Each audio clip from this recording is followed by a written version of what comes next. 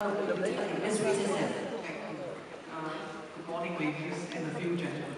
I'm humbled this morning, ladies and a few gentlemen, to be given this opportunity together with my fellow colleagues to share some of the thoughts of all of you. On the topic of today, there is nothing stopping us. It must be viewed holistically, and it is the sum of many, many parts. Neither men or women can live separately from each other. And the long-term focus should be on the sustainability of the long-term, healthy, respectful, equal relationships between men and women. And ladies and gentlemen, I would like to introduce the topic of the confident and enlightened men. The approach to this sustainability is to have men to transform to become secure, confident, informed, and enlightened. And perhaps next year, the summit of 2011 should not be just the Women's Summit of 2011, but the Women and Men's Summit of 2011. And the topic should be transforming men to become secure, confident, informed, and enlightened. Ladies and gentlemen, I would like to share with you and narrate a story because in my personal experience, all the opportunities that I have had in my 25 years have been given to me by confident men and informed men and enlightened men, from my father to my present colleagues. Perhaps I will share with you a true story that has just happened recently. It's a story about two young girls, aged 20 and 18, from the state of Haryana. They recently won the 55 kilograms wrestling competition in the Commonwealth Games in India. Now, how did this happen? As you know, ladies and gentlemen, or you may not know, Haryana is the state where there is a sex ratio skew of 834 girls for 1,000 boys among children under the age of 6. Here the girls also get very few opportunities to get formal education and pursue their dreams.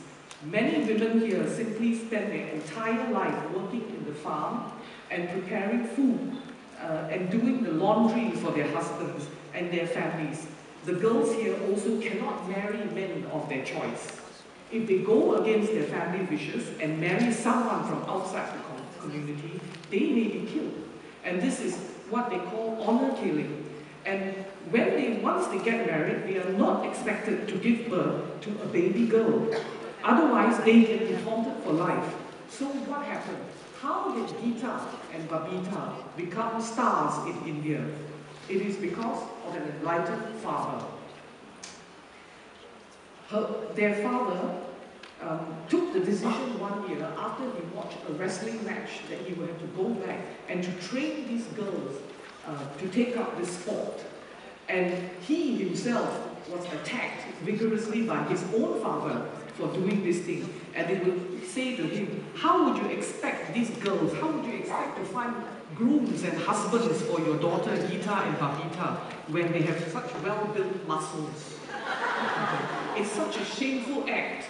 But no, he decided to pursue this, and after years of vigorous training, Gita achieved her first major victory when she won the first national tournament at Chennai.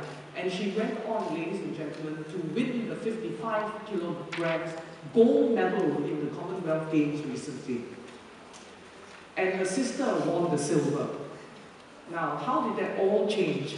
And the whole community became so proud of her that it was no coincidence that after these games, the whole village actually held a ritual called Kwan Pujan for the long life of newborn daughters. And this religious ceremony is performed in many places in the state for well-being of both male and female child. And the Indian media said it was the first time 161 families actually gathered to pray for their newborn daughters.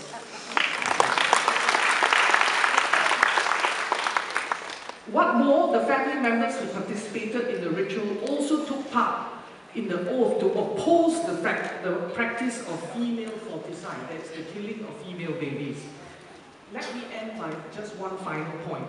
A mother of a newborn female child who practiced in this ritual was quoted by the Indian media as saying, "I hope my daughter would win gold medals like the girls and make the country proud." Ladies and gentlemen, this can only happen when you have enlightened men as fathers, daughters, and fathers, sons, and brothers. I rest my case. Thank you.